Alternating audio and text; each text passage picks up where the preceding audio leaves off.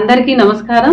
శ్రీ శ్రీ శ్రీ ఆచార్య ప్రబోధానంద యోగీశ్వరుల వారికి, జగద్గురు అయిన శ్రీకృష్ణ భగవంతునికి నమస్కరించుకుంటూ ఈరోజు ఎంతో పరమ పవిత్ర పరిశుద్ధమైన ఈ భగవద్గీతని చదువుకోవాలన్నా వినాలన్నా మనం ఎంతో అదృష్టం చేసుకొని ఉన్నవారమై ఉన్నాము.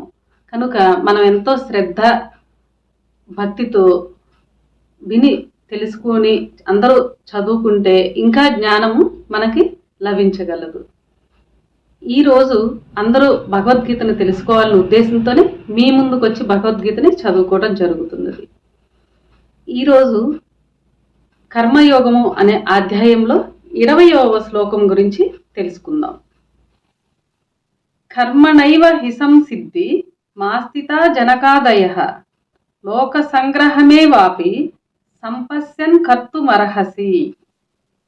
ఈ శ్లోకము కర్మయోగము గురించి తెలియజేశారు. భావము: కర్మయోగము ఆచరించి జనకుడు మొదలైన వారు మోక్షము పొందిరి.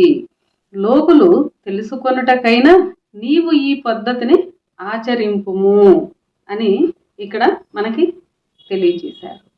ఇంకా కొంత వివరంగా తెలుసుకుంటే, జనకుడు ఒక రాజయ్యుండి తన రాజ్యములోని అనేక సమస్యలతో ఉన్నా కూడా అనేక పనులతో ఆయన సంబంధపడి ఉండియు కర్మయోగ పద్ధతి ఆచరించుట వలన మోక్షము పొందినాడు.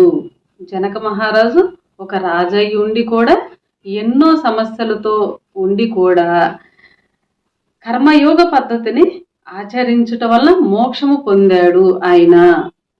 అందువలన కర్మయోగము ఒక మార్గము.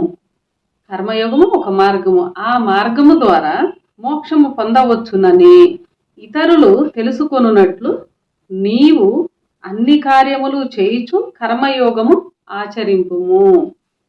మనం ఈ రోజుల్లో మేము చాలా బిజీ అండి, చాలా వ్యాపారాల్లో ఉన్నామండి, అసలు టైం కుదరదండి అని అంటూ ఉంటాము. కానీ ఇక్కడ జనక మహారాజు అతను ఒక రాజ్యానికి రాజయ్యి ఉండి కూడా ఎన్నో పనుల్లో సతమతం అవుతూ ఉండి కూడా అతను కర్మయోగం ఆచరించి పరమపదమును పొందాడు.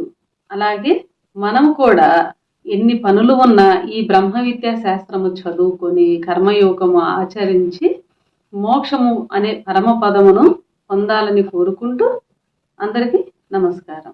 ఈ జ్ఞానము ఇంకా కొంత వివరంగా మీరు కూడా తెలుసుకోవాలి అంటే ఈ త్రైత సిద్ధాంత భగవద్గీతని చదువుకుంటేనే 3 ఆత్మల వివరం తెలియగలదు.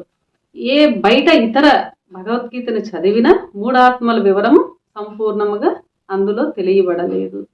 ఆత్మ, జీవాత్మ, పరమాత్మ అనే 3 ఆత్మల యొక్క వివరము ఈ త్రైత సిద్ధాంత భగవద్గీతలో మాత్రమే మనము తెలుసుకోగలము.